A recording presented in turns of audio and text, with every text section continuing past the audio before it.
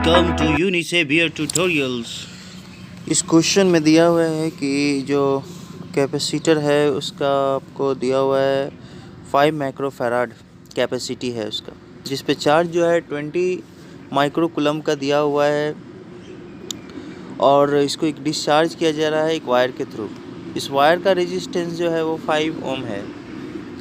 तो हम लोग को निकालना है कि इस वायर में जो हीट जनरेट होगा, हीट इसमें डेवलप होगा, वो आपको 25 to 50 माइक्रोसेकंड तक का टाइमिंग में हीट जो है डिसिपेट होता है।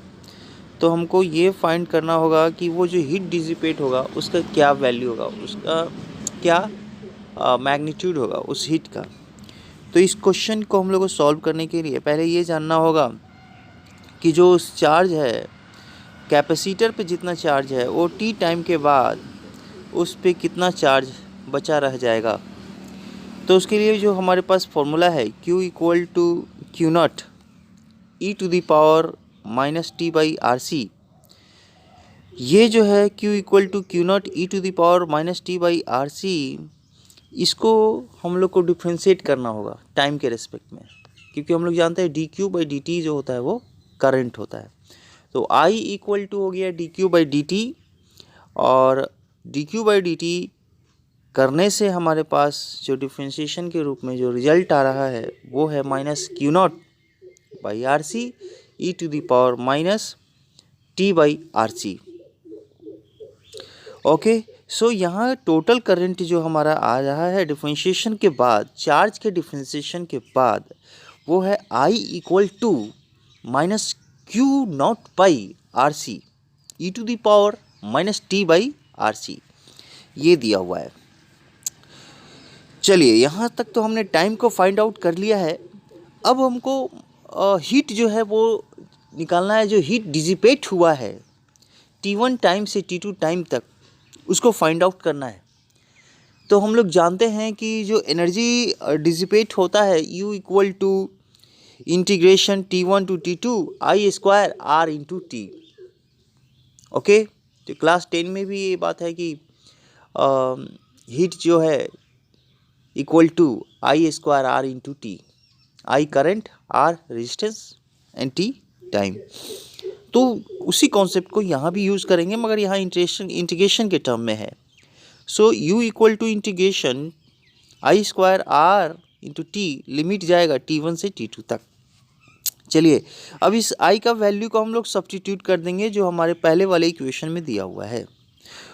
Q naught I equal to minus Q naught by R C E to the power minus T by R C को वैल्यू को यहाँ पुट कर देंगे। आई की जगह पर उसका स्क्वायर है आर इंटू टी।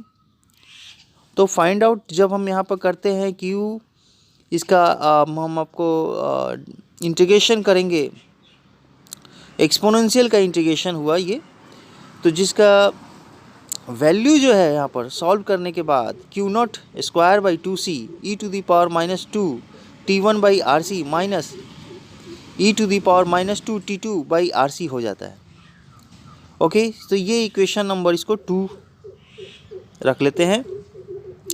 अब यहाँ पर टाइम कांस्टेंट जो है आर सी वो आ जाता है 5 ओम मल्टीप्लाई 5.0 म्यू एफ, ये हो गया 25 माइक्रो सेकेंड। ये टाइम कांस्टेंट आ गया। अब इस आर सी की वैल्यू को हम लोग पुट कर देंगे, जो हमारा इक्वेशन 2 है उसमें हम यहाँ पुट कर देंगे। टाइम T1 जो है हमारा 25 होगा और लास्ट टाइम T2 जो होगा 50 माइक्रो सेकेंड का होगा। T1 25 माइक्रो सेकेंड का है। ये दोनों वैल्यू को पुट कर देंगे इक्वेशन 2 में। पुट करने से जो हमारे पास U equal to 20 micro coulomb square divide by 2 multiply 5.0 micro farad हो रहा है, और multiply E to the power minus two minus E to the power minus 4। इसको टोटल सॉल्व करने के बाद हमारे पास फाइनल रिजल्ट जो आता है वो होता है 4.7 माइक्रो जूल। यही टोटल हमारा एनर्जी हो गया, हीट एनर्जी जो डिसिपेट हो रहा है वायर के थ्रू। तो हमारे पास जो हीट डिसिपेशन वाला जो एनर्जी है, कितना हीट डिसिपेट हुआ है, that is U equal to 4.7 micro joule. तो बने रहिए, अगले वीडियो में फिर मिलते हैं। वीडियो देखने के लिए बहुत बहुत धन्यवाद। Thank you so much.